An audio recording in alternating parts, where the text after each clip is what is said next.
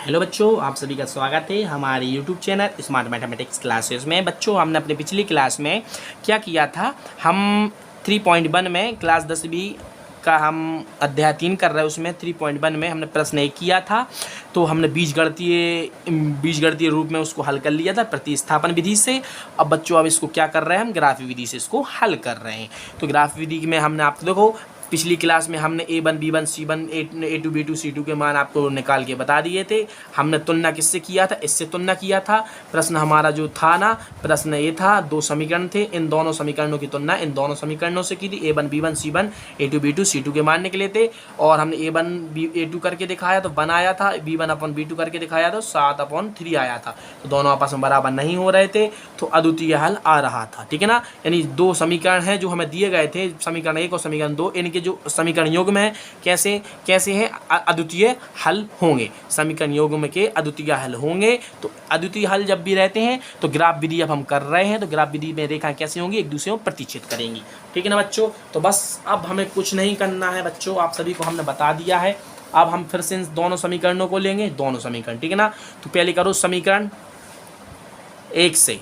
समीकरण 1 को लिख लो, x - 7y + 42 बराबर 0। ठीक है ना बच्चों, इसमें से x का मान निकालो, इसका पूरा का पक्षांतर कर दो, 7y - 42 हो जाएगा। ठीक है ना बच्चों, अब इसको मान लो समीकरण 2। क्या मान लो इसको, समीकरण 2 लिखो। समीकरण 2 में अब दो बच्चों, हमें इसमें क्या करना है, y के मान मन से बनना है। क्या मन से बनना है।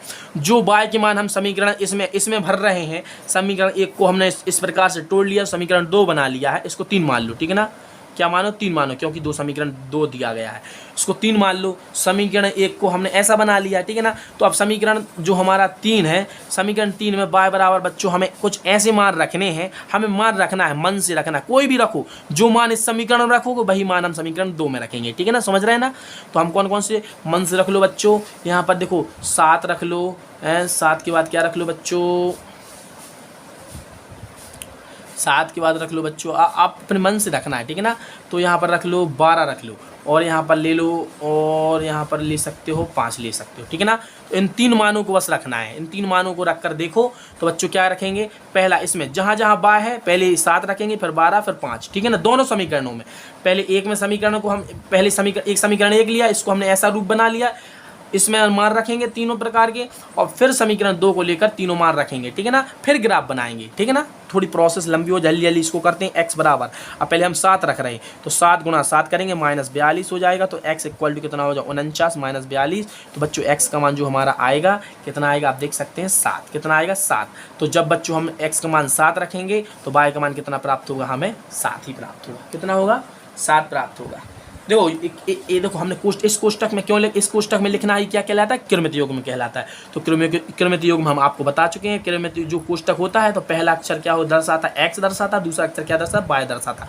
हमने इसकी बात पहले कर ली है। ठीक है ना, तो अब क्या करेंगे बच्चों, अब क्या करेंगे, 12 रखेंगे, इसकी जगह पर 12 रखेंगे। तो क्या अगर x = 7 गुणा क्या रखेंगे, 12 - 42। तो इसी के आगे लिखते हैं। ठीक है ना, 12 के इसमें करें, 12 पंचे 12, 12 7 84। 84 में से हमें 42 घटाना है बच्चों, तो यहाँ पर कितना आ जाएगा, 2 और हमारे 4, तो 42 ही आ जाएंगे। ठीक है ना, तो बच्चों x का मान जब हम कितना रखेंगे, 42 रखेंगे, तब y का मान कितना प्राप्त होगा, 12। ठीक है ना, अब क्या रखना है बच्चों, इसी में हम आपको पूरा हल सॉल्व करके बता रहे हैं। ठीक है ना, ऐसे ही सॉल्व करना है जैसे हम कर रहे हैं। x का मान अब देखो यहाँ पर कितना रखा था, y का मान 12, अब क्या रखेंगे, 5। तो हमारा इस समय इसमें रखना, इसमें पूरा, तो x बराबर करेंगे 7, अब y का मान 5 रखेंगे, -42 है। इसी के आगे लिखते जा रहे हैं, 7 कितना होता है, 35 होता है, -42। तो कितना आ जाएगा x का मान, x के बराबर है तो x का मान आएगा। ठीक है ना, 42 में से घटाएंगे बच्चों, तो 42 में से हमें कितना, 35 घटाना है, तो यहाँ पर क्या बच जाएगा, 7। ठीक है ना, तो कितने का आएगा, माइनस का आएगा। तो हमारा -7 जब हम x का मान रखेंगे तो y का मान हमें कितना प्राप्त होगा, 5। ठीक है ना, तो अब इस प्रकार से हमारा क्या, 3 मान, देखो 3 मान हमने y के रखे, जो 3x के मान प्राप्त हो गए। देखो 3x के मान कौन कौन से, मतलब 7, 42 और 7। जो पहले जो कोष्टक, जो क्रमित युग्म में कोष्टक लिखा है, कि छोटे कोष्टक में लिखे हैं जो हमारे, तो पहला जो हमारा होता है वो x होता है। तो x पहला x है, दूसरा y है। तो जब 7 रखा तो 7 प्राप्त होगा, जब 42 रखा तो 12 प्राप्त होगा, -7 रखा तो 5 प्राप्त होगा। अब समीकरण 2 से, समीकरण 2 को लिख लो यहीं पर। समीकरण 2 क्या, जैसे 1 को लिखा, अब जैसे 1 को लिखा था और ऐसे तोड़ा था, अब 2 को लिख कर तोड़ेंगे। x minus 3y minus 6 equal to 0। तो x का मान निकाला तो x बराबर इस पूरे को पक्षांतर कर दो 3y प्लस 6, ठीक है ना बच्चों। तो समीकरण हमारे इसको मान लो 4। अब देख लो समीकरण 4 में इसमें y का समीकरण 3 में y का मान रखा था, तो इसमें भी y का मान रखेंगे। तो y बराबर जो मान इसमें रखे थे वही मान इसमें रखेंगे। 7, 12 और 5 रखते हैं, तो बस रख लो इसमें। पहले हमें यहाँ पर x इक्वल टू पहले हम क्या रखेंगे, यहाँ पर 7 रखेंगे। तो 7 दूनी 14, 3 गुणा 7 प्लस 6, तो कितना 7 तिया 21 प्लस 6, तो कितना हो जाएगा बच्चों 27, ठीक है ना। हमारा क्या हो जाएगा 27 पे x का मान 27 होगा और y का मान कितना रखा जब हमने 7 रखा तो इतना 27 प्राप्त हुआ, ठीक है। जब 7 हमने y का मान रखा तो 27 x का मान प्राप्त हुआ। तो x बराबर हम कितना मान रख रहे हैं 12, तो काय में रखना है, इसमें रखना है।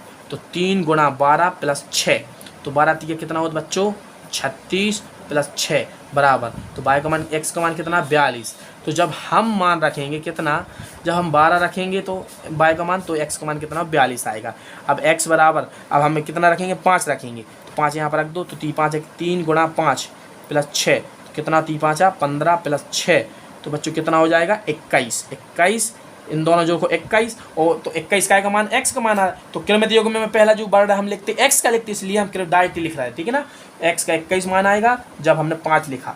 बस हमारे सब मान आ गए हैं। देखो 1 2 3 4 5 6, एक रेखा इससे बनेगी इन तीनों मानों से, 1 2 3 इन तीनों मानों से एक रेखा बनेगी, इन तीनों मानों से एक रेखा बनेगी। और आप देख सकते हैं हमने आप सभी को बताया है इसके कैसे हैं, इसका क्या अद्वितीय हल है। जो हमें समीकरण दिए गए थे 2, तो इनके जो मान निकलेंगे अद्वितीय हल मान निकलेंगे। तो कैसे इस अद्वितीय मान जब भी होता है तो देखा कैसे प्रतिच्छेद करेंगी, एक दूसरों को प्रतिच्छेद करेंगी, ठीक है ना। तो अब हम इसको क्या करते हैं, ग्राफ